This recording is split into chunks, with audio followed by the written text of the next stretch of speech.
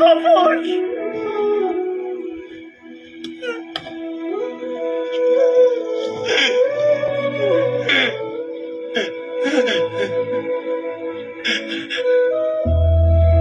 হে প্ৰভু তুমি দিলা মোৰ পৰা লৈ গলা প্ৰভু ছোৱালীজনী সপোন দেখিলো কাৰণে ডাঙৰ পাপ কৰিলো